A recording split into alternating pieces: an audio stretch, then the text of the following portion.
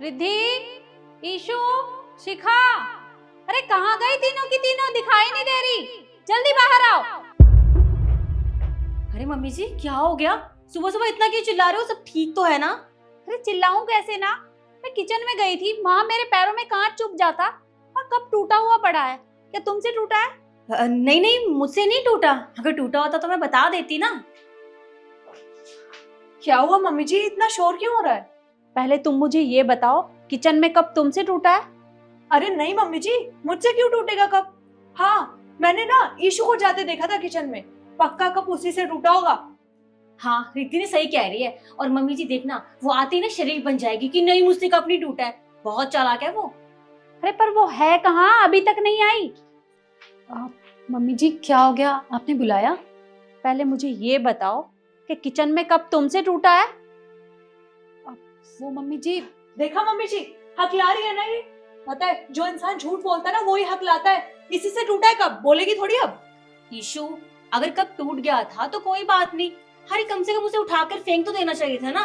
किसी के पैर में लग जाती, मम्मी जी के पैर में लग जाती तो। दीदी मैं वही बताने की तो कोशिश कर रही हूँ, वो कप मुझसे नहीं टूटा है, मैंने नहीं तोड़ा है। ईशु तुम इतना झूठ मत बोलो। तुम्हें पता है अभी मम्मी जी ना किचन में जा रही थी, अगर उनके पैर में गलती से चुभ जाता फिर क्या करती तुम? पर दीदी मैं यही तो बता रही हूँ, अगर मुझसे टूटा होता तो मैं उसे साफ करके जाती। अब रहने दो, सफाई मत दो खामखा की। अरे बस करो। तीनों की तीनों आपस में बहस कर रही हो। बहस करने के लिए नहीं बोला तुम्हें। मैंने सिर्फ ये पूछा है कि कप किससे टूटा है, पर तुम तीनों तो मानने से रही। अरे इससे अच्छा तो मैं ये सारी जिम्मेदारी और इस घर की चाबियां तुम तीनों में से किसी एक को दे दूं। हाँ तो ठीक है ना मम्मी जी, आप घर की सारी जिम्मेदारियां और घर की चाबियां मुझे दे दीजिए। आप देखिए, घर की बड़ी बहू तो मैं हूँ, तो जिम्मेदारियां तो मुझे को लेनी चाहिए ना, तो आप मुझको दे दीजिए। देखिए मम्मी जी, बेशक ये इस घर की बड़ी बहू है, पर एज में तो मैं ही बड़ी हूँ ना। आपके बाद तो मैं ही आती हूँ, तो आप मुझे दे दीजिए चाबी। मैं अच्छे से जिम्मेदारियां निभाऊंगी। क्या हुआ ईशु? क्या तुम्हें कोई जिम्मेदारी या फिर चाबियां नहीं चाहिए? नहीं मम्मी जी, मुझे घर की चाबियां नहीं चाहिए। वो कहते हैं ना, चाबियों के साथ साथ ना जिम्मेदारियां भी बढ़ जाती हैं, और मुझे नहीं लगता कि मैं अभी इन जिम्मेदारियों के लायक हूँ।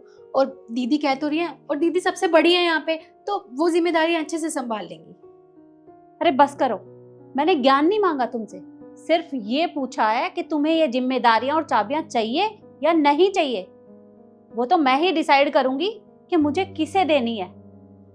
एक काम करती हूँ, मैं तुम तीनों का टेस्ट लेकर देखती हूँ। जो भी उस टेस्ट में पास होगा उसे वो जिम्मेदारियां और वो चाबियां मैं दे दूंगी। ठीक है मम्मी जी। तो ठीक है, एक काम करो, अभी के अभी किचन में जाओ और पहले तो वो कप साफ करो, और उसके बाद एक एक प्लेट में एक एक आलू लेकर आओ। मैं तुम्हें सोफे पे मिलती हूँ।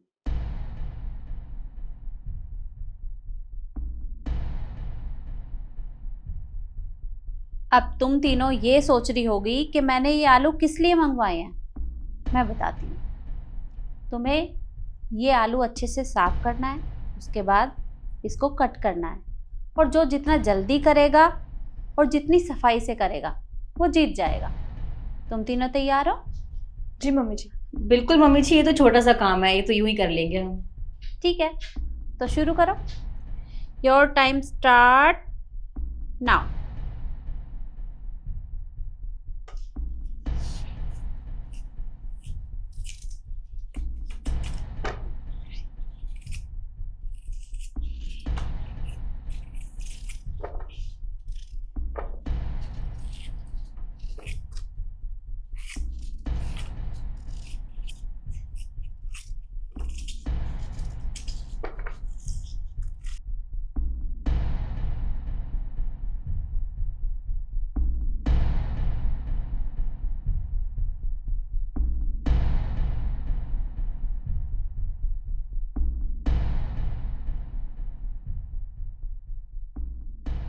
स्टॉप। अब मैं बताती हूँ किसने अच्छे से किया है। तो सबसे पहले शिखा, तुम ये क्या किया तुमने? अरे ना तो छिलकों का पता है ना आलू का पता है। इस तरह से आलू कौन काटता है? मम्मी जी देखिए, इसमें मेरी कोई गलती नहीं है। आलू बेकार था और ये पिलर भी किसी काम का नहीं है। अब यही सब बेकार है तो मैं क्या करती हूँ, कट गई ऐसे। कोई बात नहीं। रिद्धि, तुम मुझे एक बात बताओ, हमारे घर में आलू की छिलके वाली सब्जी कौन खाता है? मम्मी जी, एक्चुअली मुझे मेरी मम्मी बोलती थी कि छिलके में ना प्रोटीन होता है, इसीलिए मैंने ऐसे काट दिए। ये तो मैं भी जानती हूँ कि छिलके में प्रोटीन होता है, पर हमारे घर में तो कोई भी छिलकों वाली सब्जी तो खाता ही नहीं है, तो फिर तुम्हें उसी तरह से कट करना चाहिए था ना। सॉरी मम्मी जी। और ईशु, तुमने बहुत सफाई से आलू को छीला है। बेशक कट नहीं किया, लेकिन जो भी किया है सफाई से किया है, और ये होता है आलू को छीलने का सही तरीका। उसके पास पिलर भी नहीं था, लेकिन फिर भी उसने सफाई से काम किया है। और इस राउंड में ईशु ही विजेता है। और दूसरे राउंड के लिए मैं थोड़ी देर बाद तुम तीनों से यहीं पर मिलती हूँ। जी। तब तक ये सब साफ कर देना।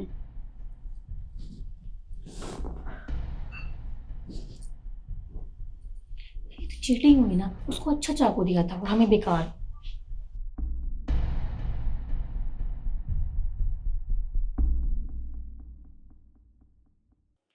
दूसरे टेस्ट से पहले मैं तुम्हें कुछ बताना चाहती हूँ। अभी अभी गांव से फ़ोन आया मेरे पास। परसों शादी है और हम सबको जाना पड़ेगा। अभी फ़िलहाल तो मेरे पास कुल 6,000 रुपये हैं, और ये मेरी शादी का लहंगा है। मैं चाहती हूँ कि तुम तीनों में से कोई एक मेरा ये लहंगा पहने। मैं तुम्हें लहंगे में देखना चाहती हूँ कि तुम कैसी लगती हो। और जो 2 जनी होंगी वो इन 3-3 हज़ार रुपये से अपने लिए कोई ड्रेस ले आना। तो शिखा, तुम सबसे बड़ी हो, तुम ये मेरा लहंगा पहन लेना। ये छोटी है तो ये अपने लिए बाजार से कोई ड्रेस ले आएंगी, ठीक है? मम्मी जी, पहनने को तो मैं पहन लेती, मुझे कोई दिक्कत नहीं है। पर वो क्या है ना, अगर मैं ये लहंगा पहन के जाऊंगी तो दुल्हन से ज्यादा तो मैं ही दुल्हन लगूंगी, तो अच्छा नहीं लगता। और वैसे भी बहुत ओल्ड फैशनेबल है और मुझे पसंद भी नहीं है। आप एक काम कीजिए, ये लहंगा इन दोनों में से किसी को दे दीजिए, मुझे पैसे दे दीजिए, मैं ड्रेस ले लूंगी। कोई बात नहीं। रिद्धि, तुम ये लहंगा पहन लेना, ये दोनों अपने लिए ले आएंगी कुछ। देखिए मम्मी जी, मैं पहनने को तो पहन लूंगी ये लहंगा, पर आपको तो पता ही है ना, मुझसे तो साड़ी इतनी मुश्किल से पहनी जाती है, तो इतना हैवी लहंगा पहन के मैं क्या करूंगी। और शिखा दी ना बिल्कुल सही कह रही है, अगर हम शादी में ये पहन के जाएंगे ना तो दुल्हन से ज्यादा हम ही चमकेंगे। तो मैं तो नहीं पहन सकती ये लहंगा। आप एक काम करो ना, ये लहंगा आप ईशु को दे दो, ईशु पे तो अच्छा भी लगेगा, और वो घर की छोटी बहू भी है तो उस पे सच में अच्छा लगेगा। और हमें 3-3 हज़ार रुपए दे दो, हम अपने लिए मार्केट से कुछ ले आएंगे। ईशु, तुम्हें भी शायद पैसे ही चाहिए होंगे। नहीं नहीं मम्मी जी, मुझे ये पैसे नहीं चाहिए। आप मुझे ये लहंगा दे दो, मैं इस लहंगे को ही पहनूंगी। और वैसे भी इस लहंगे में आपका बहुत सारा प्यार होगा ना, और अगर मेरा ये लहंगा पहनने से आपको अच्छा लगता है तो मैं इस लहंगे को ज़रूर पहनूंगी। दीजिए। ये तो बहुत अच्छी बात है कि तुमने मेरे बारे में इतना सोचा कि मुझे कैसा लगेगा। पर तुम्हें ये लहंगा पहनने की कोई ज़रूरत नहीं है, क्योंकि मैं तुम तीनों का टेस्ट ले रही थी। टेस्ट ले रहे थे? पर मम्मी जी, टेस्ट लेने से पहले बताना तो चाहिए ना। वो तो मैंने इसलिए नहीं बताया क्योंकि अगर मैं तुम्हें बताकर ये काम करती तो तुम शायद इसे पहनने के लिए तैयार हो जाती। पर मैं देखना चाहती थी कि तुम मेरी भावनाओं को कितना समझती हो। तुमने एक बार भी मेरे बारे में नहीं सोचा कि इस लहंगे से मेरी कितनी यादें जुड़ी हैं। और तो और शायद इस लहंगे के ऊपर रखा हुआ तुम्हें ये हमारा पुश्तैनी हार भी दिखाई नहीं दिया होगा, जो अब ईशु का है। अरे नहीं मम्मी जी, वो एक्चुअली ना हमारे मुंह से गलती से निकल गया। हमें तो ये लहंगा सच में बहुत अच्छा लगा, पता है, हम पहन लेंगे। ये हार तो बहुत ही अच्छा लग रहा है। आप एक काम करिए, मैं तो इस घर की बड़ी बहू हूँ ना, तो मैं पहन लेती हूँ। अरे रिद्धि, क्या जरूरत है, घर की बड़ी बहू तुम नहीं मैं हूँ, तो मम्मी जी हर चीज की जिम्मेदारी मेरी बनती है। तो आप ये मुझे दे दीजिए, मैं पहन लूंगी। और लहंगा तो बहुत सुंदर है, पहन लूंगी मैं, दीजिए आप। एक मिनट दीदी, आप इस घर की बड़ी बहू हैं, पर एज वाइज तो मैं बड़ी हूँ ना, मम्मी जी के बाद मैं आती हूँ, तो ये लहंगा मैं पहनूंगी और ये हार भी मेरा हुआ। लाइए मम्मी जी। बस करो, मुझे ये किसी को भी नहीं देना, समझी तुम? जैसे ही तुम्हें घर का पुश्तैनी हार दिखाई दे गया तो तुम लहंगा पहनने के लिए तैयार हो गई। उससे पहले क्या कह रही थी? बहुत ओल्ड फैशन है, बहुत हैवी है, हम पे अच्छा नहीं लगेगा, हम परेशान हो जाएंगे। अरे तुमने क्या कुछ नहीं कहा लहंगे के बारे में?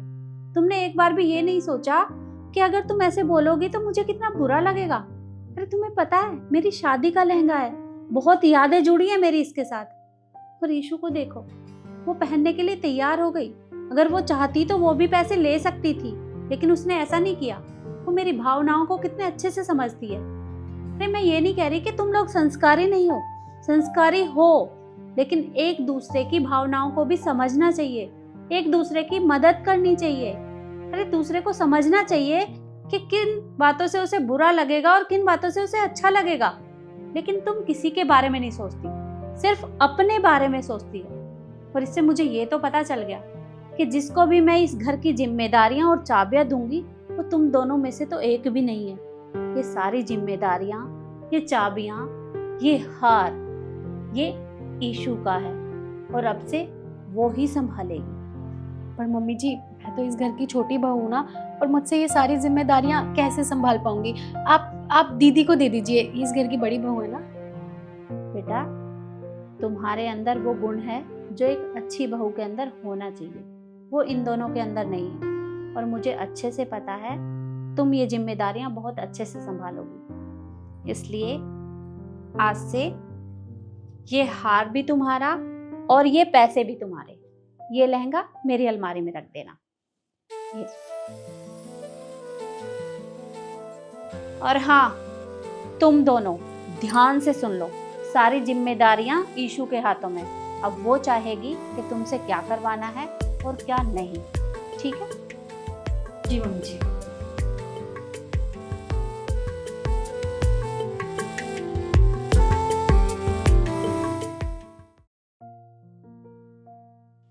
कांता सुनो, जी मेम साहब।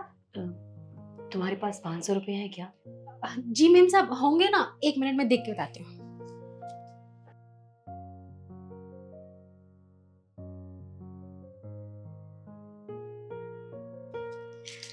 ये लीजिए।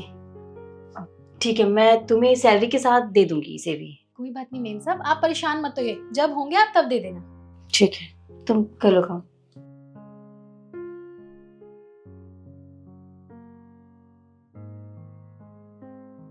शिखा, घर में दूध है? हाँ, मैंने कांता से पैसे लिए थे 500 रुपये उधार, उससे घर का थोड़ा राशन लेके आई हूँ। अच्छा, मेरे लिए चाय बन जाएगी? हाँ क्यों नहीं, तुम बैठो, मैं बना कर लाती हूँ। अच्छा सुनो यार, मुझे नहीं लगता हम वो केस जीत पाएंगे। मुझे लगता है हम इस घर से भी निकल जाएंगे। अब हमारी जिंदगी में कुछ नहीं बचा। तुम ऐसा क्यों बोल रहे हो? देखो, सब ठीक हो जाएगा, भरोसा रखो अपने आप पर। ठीक है, तुम बैठो, मैं चाय बना कर लाती हूँ।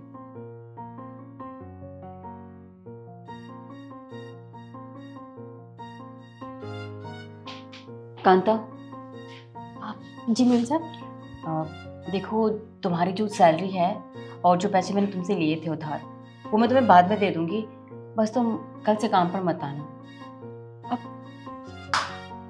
मेम साहब, आप ये क्या कह रही हैं? मेम साहब, मुझसे कोई गलती हुई है क्या? आप मुझे माफ कर दीजिए, पर मुझे काम से मत निकालिए। मैं कोई शिकायत का मौका नहीं दूंगी। आप मुझे बताइए तो सही। नहीं कांता, तुमसे कोई गलती नहीं हुई है। तुम तो जानती हो ना, तुम्हारे साहब ने एक बिजनेस शुरू किया था, उस बिजनेस में उन्होंने सब कुछ इन्वेस्ट कर दिया, कुछ भी नहीं रहा। उनके बिजनेस में साथ देने के लिए उनका दोस्त भी आया था, साथ में पार्टनरशिप करी उसने, लेकिन उसने उन्हें धोखा दे दिया। और अब इन दोनों पे केस चल रहा है। अगर वो केस जीत जाता है ना, तो हम सब कुछ हार जाएंगे, ये घर तक। और तुम तो जानती हो, हमने बहुत लोगों से उधार लिया है, ये घर भी लोन पर है। मुझे तो समझ नहीं आ रहा कि हम वो पैसे कैसे दे सकेंगे। और तुमसे भी पैसे लिए हैं, इसलिए मैं तुमसे कह रही हूँ, हम अपना घर तो चला नहीं सकते, तुम्हारी सैलरी कहाँ से देंगे? इसलिए तुम कल से काम पे मत आना। मेम साहब, आपको वो पैसे तो याद है जो आपने मुझसे लिए थे? आपको वो दिन याद है जब मैं बहुत बीमार पड़ गई थी और मुझे अपने बेटे का एडमिशन भी कराना था? मेरे पास पैसे तक नहीं थे, तो मेरे बेटे का एडमिशन आपने कराया था। आपने उसकी स्कूल की फीस भरी थी। आपने कभी वो पैसे मेरी पगार से भी नहीं काटे और मुझे महसूस भी नहीं होने दिया। आपने मुझे कभी नहीं सुनाया। और अब आप ये चाहती हैं कि आपकी मजबूरी में मैं काम छोड़ के चली जाऊं, वो भी बस इसलिए कि आप मुझे पगार नहीं दे पाएंगी। मेम साहब, मैं बिना पगार के भी काम करूंगी, लेकिन मैं यही काम करूंगी, मैं कहीं नहीं जाने वाली। पर कांता, जब पैसे नहीं होंगे तो मैं तुम्हें सैलरी कहाँ से दे पाऊंगी? तो मेम साहब, क्या हो गया? आज नहीं तो कल देखना भैया वो केस जीत जाएंगे और तब आप मुझे मेरी पगार दे देना, लेकिन मैं कहीं नहीं जाने वाली। तुम बातें तो बहुत अच्छी कर लेती हो। चलो ठीक है, वैसे मैंने एक इंटरव्यू के लिए अप्लाई तो किया है। अगर मेरा सिलेक्शन हो जाता है तो घर के छोटे मोटे खर्चे तो चल जाएंगे, साथ में तुम्हारी सैलरी भी दे दूंगी। मेम साहब आपको काम करने की जरूरत ही नहीं पड़ेगी, आप मेरी बात याद रखना, और भैया जल्दी से जल्दी केस जीत जाएंगे। चलो जो तुम बोल रही हो वैसे ही हो।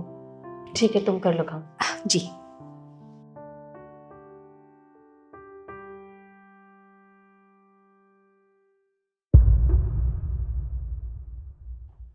शिखा, शिखा, हाँ क्या हुआ? मिठाई खा तू। मिठाई? पर क्यों, क्या हुआ ऐसा? अरे यार हम केस जीत गए, और तुझे पता है तूने कहा था ना भगवान साथ देता है, देख भगवान ने हमारा साथ दिया, अब हमारे घर में भी खुशियां आ गई। ये तो बहुत अच्छी है। तुम्हें पता है इस मिठाई के हकदार हम नहीं, कांता है। तुम कपड़े बदलो, मैं अभी आती हूँ। अच्छा ठीक है। कांता, जी मेम साहब। ये ले मिठाई खा। पर मेम साहब ये किस खुशी में? तेरे साहब केस जीत गए हैं और वो फिर से अपना बिजनेस शुरू करेंगे, और ये सब ना तेरी वजह से हो पाया है। हमारे घर में फिर से खुशियां आ जाएंगी, सिर्फ तेरी वजह से। मेम साहब ये मेरी वजह से नहीं हुआ, ये भगवान जी की वजह से हुआ है। मैंने आपको कहा था ना कि आप उन पे भरोसा रखो, वो सब कुछ अच्छा करेंगे, वो कभी अच्छे के साथ बुरा नहीं होने देते। और देखो आज कितना अच्छा हुआ ना, आप भी मुंह मीठा कीजिए। तुझे पता है कांता, हमारे अपनों ने भी हमारा साथ छोड़ दिया था, लेकिन तू तो पराई है, तूने फिर भी हमारा साथ दिया। तू बहुत अच्छी कांता, और तू फिक्र मत कर, जो पैसे लिए थे वो भी वापस कर दूंगी और तेरी सैलरी भी डबल हो जाएगी, ठीक है? मेम साहब इससे काम नहीं चलेगा, मुझे एक महंगी सी साड़ी चाहिए, वो भी बनारसी। हाँ हाँ ठीक है, तेरे साहब से बोल के बनारसी साड़ी दिलवा दूंगी तेरे लिए, वो भी एक नहीं दो दो, ठीक है? जी। चल तू काम कर ले।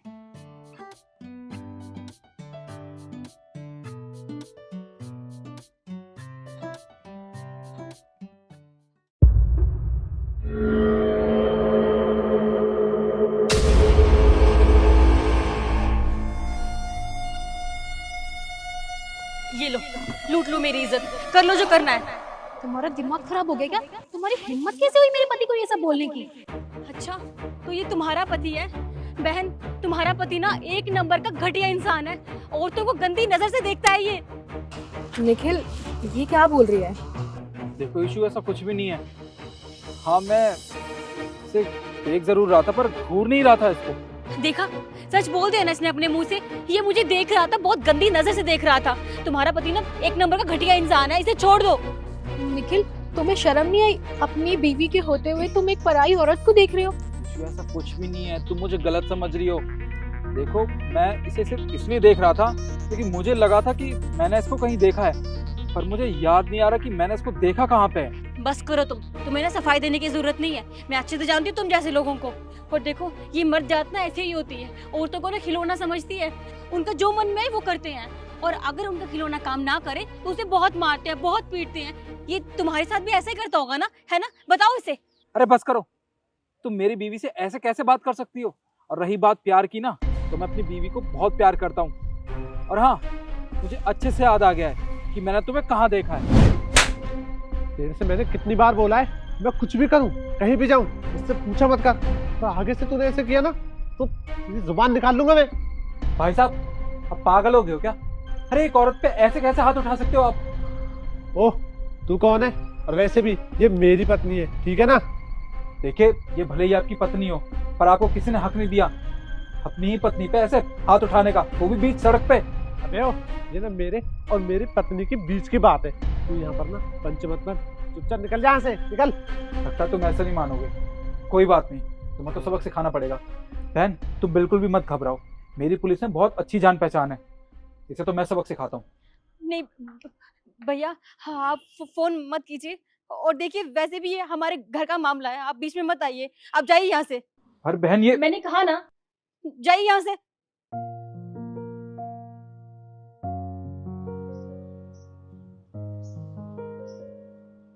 और तू खड़ी खड़ी देख क्या रही है? अंदर चल।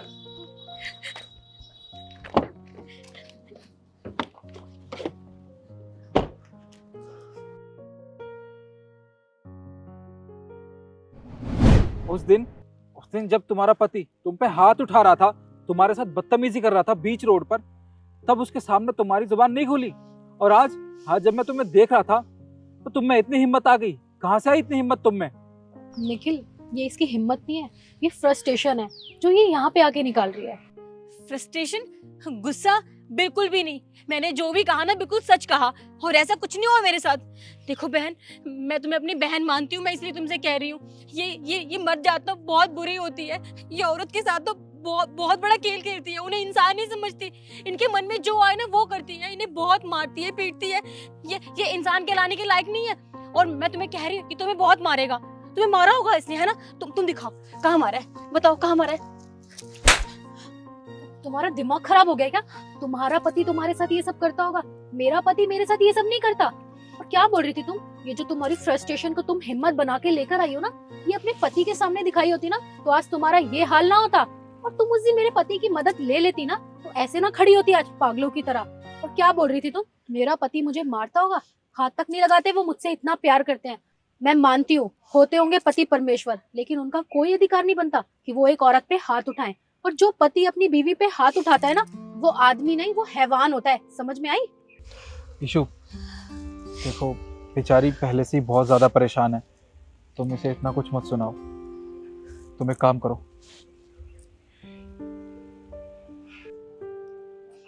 ये लो, ये हमारा कार्ड है और तुम एक बार अपने पति को वार्न कर देना।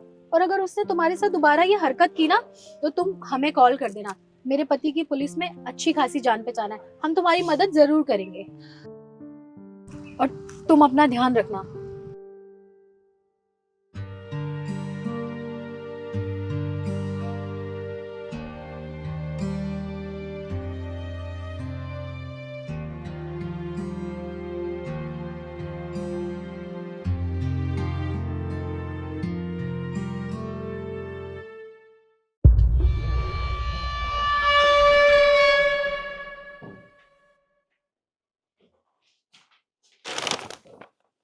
अरे रामू,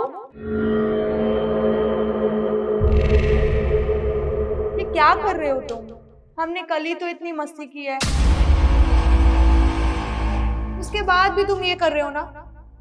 देखो, ये जो भी मेरे सर पे डाला है ना तुमने, इसे हटाओ। रामू, ये क्या मजाक है भाई? अरे कल ही तो हमने सब कुछ किया है, फिर से तुम्हारा मूड बन गया ना? हटाओ इसे।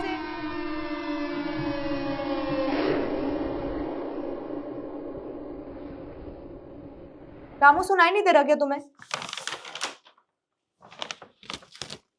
क्या बदतमीजी है रामू ये? तुम्हें अच्छे से पता है ना कि कल ही हमने मस्ती की है, सब कुछ किया है, उसके बाद भी तुम्हारा मूड बन गया ना? अच्छा, अब तुम मुझे चुप कराओगे, है ना? जब भी मैं तुम्हें डांटने की कोशिश करती हूँ ना, तुम मेरा मुंह बंद करवा देते हो, तभी तुम्हारा मुंह बन जाता है ना?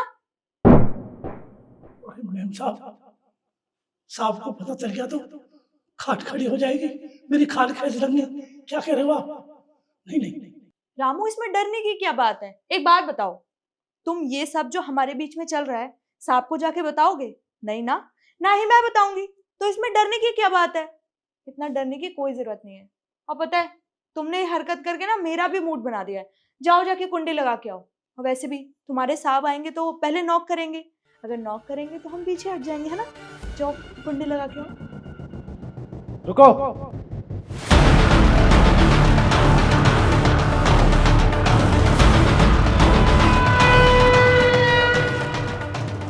किसी को ना कहीं जाने की जरूरत नहीं है, मैं यहीं पे हूँ।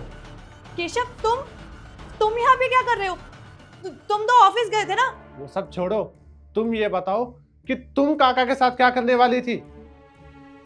देखो केशव, जैसा तुम्हें लग रहा है ना, ऐसा कुछ भी नहीं है। मेरा इसके साथ कोई चक्कर नहीं चल रहा है। अरे तुम खुद सोचो ना, इस बूढ़े के साथ मेरा क्या चक्कर चलेगा? ये मेरे पापा की उम्र के हैं, मैं इनकी बहुत इज्जत करती हूँ। देखो, मेरा ऐसा कुछ कभी नहीं चल सकता इनके साथ। प्लीज तुम मेरे बारे में गलत मत सोचो। ये सोच के तो मेरा दिमाग खराब हो रहा है। अरे ये रामू तुम्हारे बाप की उम्र का है और तुमने इसके साथ ऐसे संबंध बनाए? छी, मुझे तो घिन आ रही है इस बात पे कि मैंने तुम जैसी लड़की से प्यार किया। केशव, मैं सच बोल रही हूँ, ऐसा कुछ भी नहीं है। तुम मेरी बात पे विश्वास क्यों नहीं कर रहे हो? ये बस करो तुम, ये ड्रामे ना बंद करो। मैं गलत नहीं सोच रहा। तुम्हें पता है, मैं ना बहुत दिनों बाद घर आ रहा था, तो मैंने सोचा मैं तुम्हें सरप्राइज दे देता हूँ, लेकिन देखो सरप्राइज तुम्हें नहीं, सरप्राइज तो उल्टा मुझे मिल गया। ये बैग भी ना मैंने तुम्हारे सर पर रखा था, लेकिन तुमने मेरा नाम नहीं लिया, तुमने किसका नाम लिया? रामू का। और फिर उसके बाद मैं वहां पे छुप गया और मैंने तुम्हारी ना सारी बातें सुन ली। और तुझे शर्म नहीं आई? जिस थाली में तूने खाया तूने उसी में छेद कर दिया। तुझे तो मैं देख लूंगा। तो तुम निकलो मेरे घर से। ऋषभ, मैं कहाँ जाऊंगी? बोला ना निकलो। पर शादी में तो बस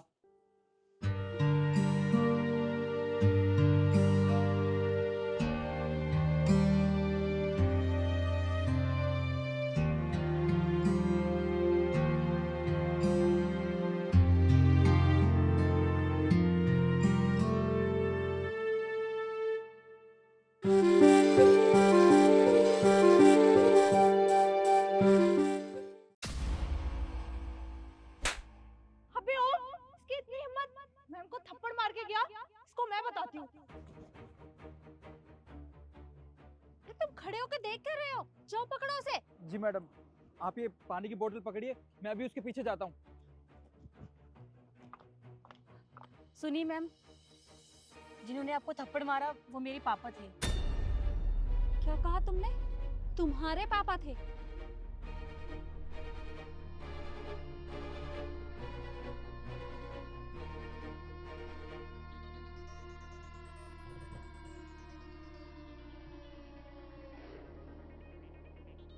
अरे उनकी हिम्मत कैसे हुई मुझे थप्पड़ मारने की?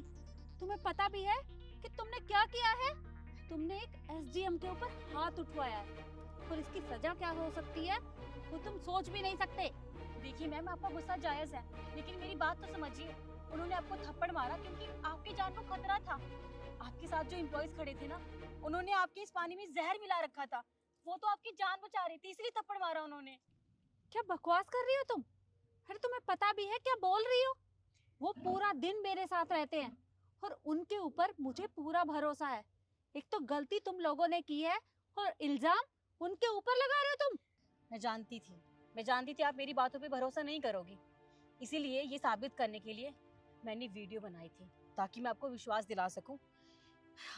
आप ये वीडियो देखिए। यार निखिल, मेरा ना बहुत दिमाग खराब हो रहा है। तुझे पता है ये जो हमारी मैम है ना कुछ ज्यादा ही ईमानदार है, ना रिश्वत लेती है ना लेने देती है। बिल्कुल ठीक कह रही हैं मैडम आप। अरे जब से नई मैडम आई है ना, तब से हमारी जिंदगी तो हराम हो गई है। इतनी महंगाई बढ़ती जा रही है और ये नई मैडम हमें रिश्वत लेने नहीं देती है, बच्चे पालने मुश्किल हो रहे हैं। सही कह रहा है तू, पर मैं ना आज घर से पूरे इंतजाम के साथ आई हूँ। मतलब? रुक, ये देख रहा है? ये ऐसी चीज है अगर किसी के शरीर में चली गई ना तो उसका काम तमाम। बॉटल खोल।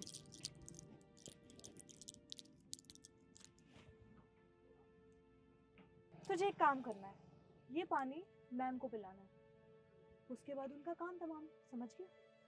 आपने बिल्कुल ठीक कहा, ये पानी ना हम मैडम को पिला देते हैं। ठीक है, चले। पापा, अब मैंने इनकी वीडियो बना ली है और हमारे पास दिखाने के लिए सबूत भी है। अब मैं आपको बताती हूँ कि आपको करना क्या है। आप एक काम करना, जैसे आप वहाँ पे जाओगे ना, तो जो मैडम है ना उनको जोर से थप्पड़ मार देना, फिर वो सारे आपके पीछे चले जाएंगे। उसके बाद से मैं आ जाऊँगी, मैं संभालूंगी, ठीक है? ठीक है बेटा, मैं जाता हूँ।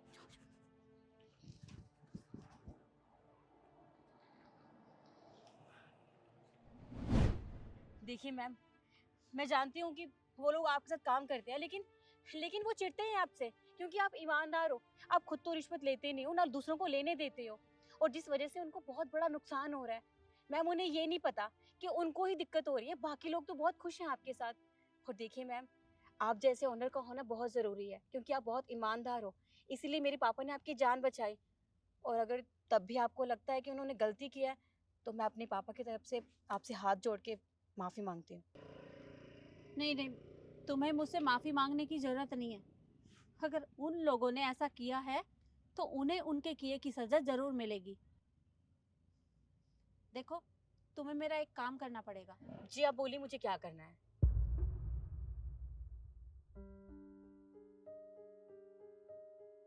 मैडम, वो आदमी कहाँ चला गया? पता नहीं कहाँ चला गया, इतनी तेज भाग के गया है। अरे अब मैडम को क्या जवाब देंगे हम? अरे क्या जवाब क्या देंगे, बोल देंगे भाग गया, नहीं पकड़ा गया हमसे। चलो।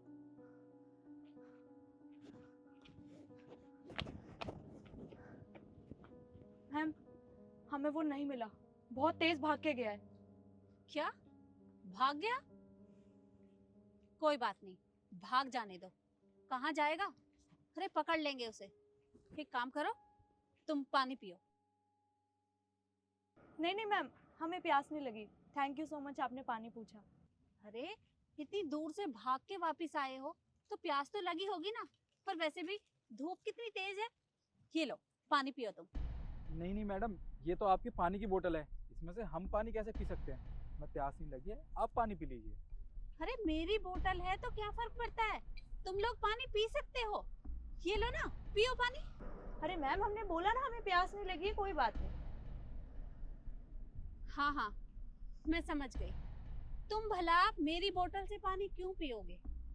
क्योंकि मेरी बोतल में तो जहर मिला है। जहर? मैम आप हमें बताइए, किसने मिलाया जहर इसमें? मैं उसको पकड़ के लाऊंगी। इस बोतल में जहर किसी और ने नहीं, बल्कि तुम दोनों ने मिलाया है। मैं ये अच्छे से जानती हूँ। तुम लोग मुझे अपने रास्ते से हटाना चाहते हो। पर मैम आप कैसी बातें कर रही हैं? हम आपको भला क्यों अपने रास्ते से हटाएंगे? और ये आपके पानी में जहर मिलाना इतनी बड़ी गलती थोड़ी होगी हमसे। नहीं मैम, आपको कोई गलतफहमी हो रही है। मुझे कोई गलतफहमी नहीं हुई, बल्कि मुझे अच्छे से पता है कि तुम दोनों मुझे अपने रास्ते से हटाना चाहते हो, क्योंकि मैं तुम दोनों को रिश्वत नहीं लेने देती, इसलिए। देखिए मैम, अगर आपको सब कुछ पता चली गया है तो मैं आपको सच बता देती हूँ। हाँ, हम दोनों ने मिलाया इसमें जहर, और क्यों ना मिलाए। आप खुद देखिए ना, आप कितनी ज्यादा ईमानदार है ना आप रिश्वत लेती हैं, ना ही हमें लेने देती हैं। मैम आपको क्या लगता है कि 30-35 हजार की सैलरी से किसी का घर चलता है? बिल्कुल नहीं। आप तो अपने कैबिन में बैठ के मौज करती रहती हैं। आपकी तो सैलरी भी 1.5-2 लाख रुपए है, और हमसे पूछिए हम अपना खर्चा कैसे चलाते हैं। अरे हमारे और भी खर्चे होते हैं, इसीलिए।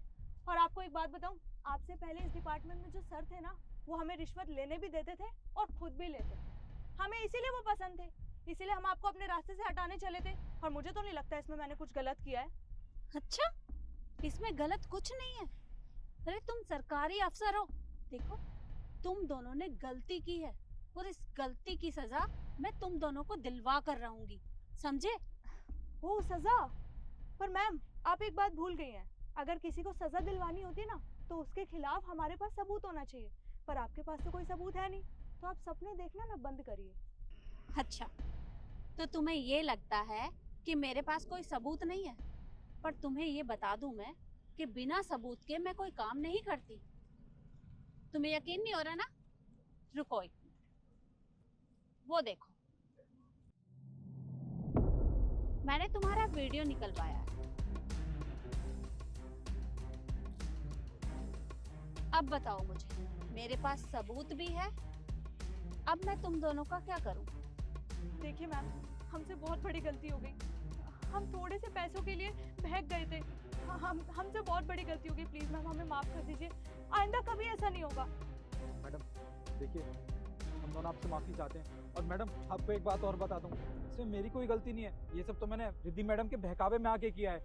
मैडम मेरी आपसे हाथ जोड़ के विनती है, देखिए मेरे छोटे छोटे बच्चे हैं, अगर मुझे कुछ हो गया तो उनका जीवन खराब हो जाएगा मैडम। अच्छा, अब तुम्हें अपने बच्चों की याद आ रही है? पहले उनके बारे में नहीं सोचा जब इसके साथ मिलकर इस तरह की हरकत कर रहे थे? अरे कम से कम उनके बारे में सोच लिया होता कि अगर मैं ऐसा काम करूंगा तो क्या होगा मेरा। अरे वर्दी पहनी है तुमने, देश की रक्षा करने के लिए हो, और तुम इस तरह का नीच काम कर रहे हो। देखो तुम दोनों को तो सजा मिलकर रहेगी, और मैंने पुलिस के पास फोन कर दिया है, वो बस थोड़ी देर में आती ही होगी, इंतजार करो जरा। मैम मुझे तुम्हारी कोई बात नहीं सुननी, समझी तुम?